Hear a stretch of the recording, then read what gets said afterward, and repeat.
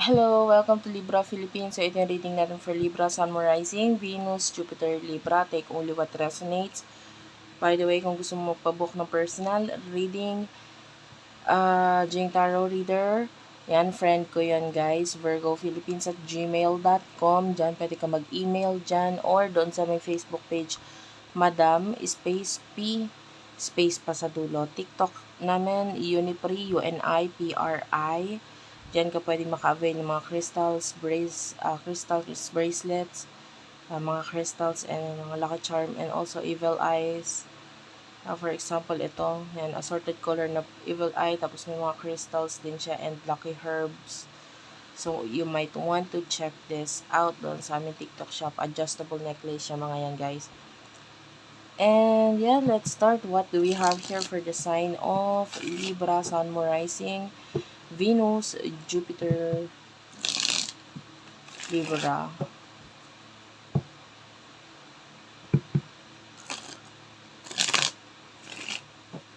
Main energy. Sana mag-comment kayo sa baba guys. Kahit po heart lang, smileys. Malaking bagay sa akin. Okay. Nakakita tayo ng responsibilidad sa iyo ngayon. You can't get out sa situation mo.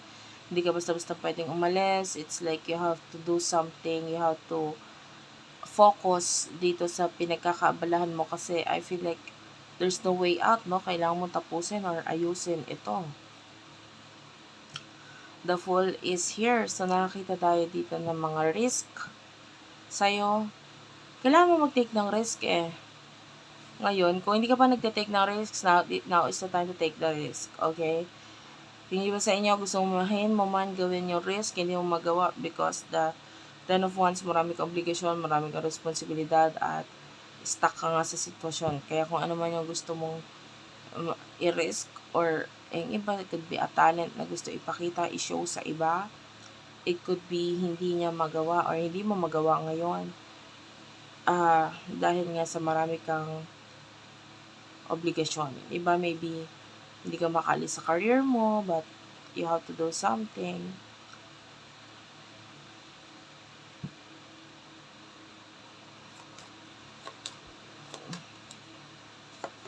Ay, yung iba gusto lumipat ng trabaho, tahanan, pero hindi nila magawa kasi stuck pa, no? The person that you're dealing with, you have the King of Pentacles, the Five of Cups, Cancer,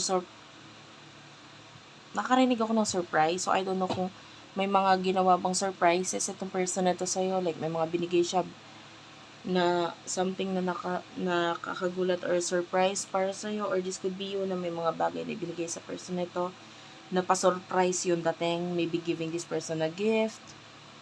Ganun. Nalulungkot itong person na to. The world, there's distance, separation sa inyong dalawa. I feel like the Three of Swords, so pwedeng may third party situation na involved dito. Nine of Swords, and yeah, and I feel like dun sa third party situation na yan, may problem. So, for example, sa person mo, there's third party, pwedeng siya, may third party na involved sa kanya, sa side niya, pero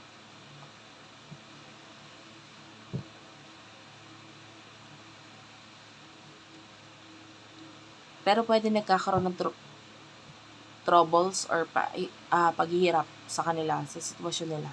Pag-aaway, pagkakagulo, etc. Emosyon ninyong sa isa't isa.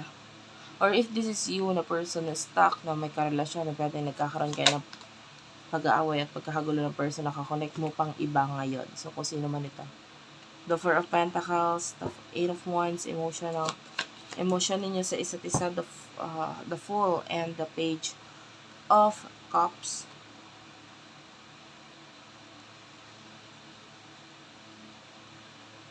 I feel like for now, hindi ko to nakitang emotion but rather situation mo na pwede may mga bagay kang itinatago or inililihan pagdating sa pamilya mo. Okay, pwedeng may mga problem ka or whatever na iniisip mo ngayon or pagka-stuck mo ngayon sa isang sitwasyon.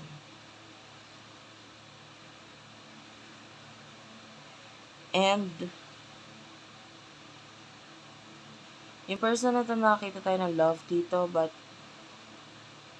the Fool, alam niya sa sarili niya, kailangan niya mag-take ng risk para matuloy itong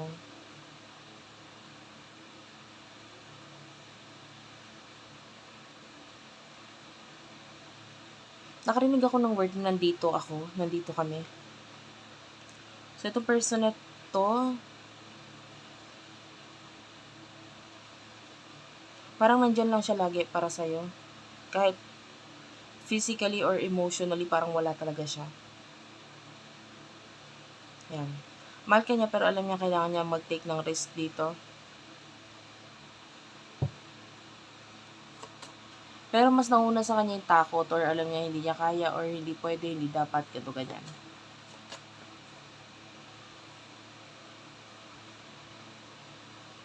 In the near future, you do have the 7 of Cups, 3 of Pentacles, and 6 of Pentacles. Oh, may growth na nakikita tayo sa'yo ha, financially. May tutulong sa'yo. I mean, just keep on manifesting stuff sa buhay mo kasi eventually, may taong dadating sa'yo in the future. 10 of Cups, a lot of love, a lot of acceptance mula dito sa person na to. Kahit paano yung mga hindi magagandang past na nangyari sa'yo, nakita tayo dito ng parang swan. Okay, so, if you know the story of the ugly duckling, yan, kilala or sikat yan dito, no? Nung time na nag-aaral pa kayo, or tayo. So, it means, from the ugly duckling, which is your ugly past, nakita natin in the future for you, it will be very beautiful. Kung ano yung mga dating pinapangarap mo, iniisip mo, pwede mangyari in the near future para sa'yo, lalo na may kinalaman sa pera. Okay? The Empress is here. Nakakita tayong iba sa inyo, maraming hahanga at hahanga sa'yo dahil sa angking galing mo na maipapamalas mo in the near future sa buhay mo na ito. Unfortunately, wala akong nakuha dun sa energy ng person mo. Mas more on nakuha ko sa'yo mga changes sa iyo mismo, sa sarili mo.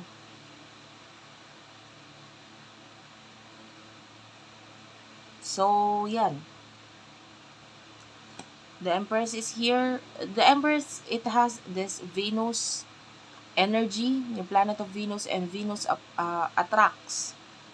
No? Venus never beg. Nag-a-attract yan eh.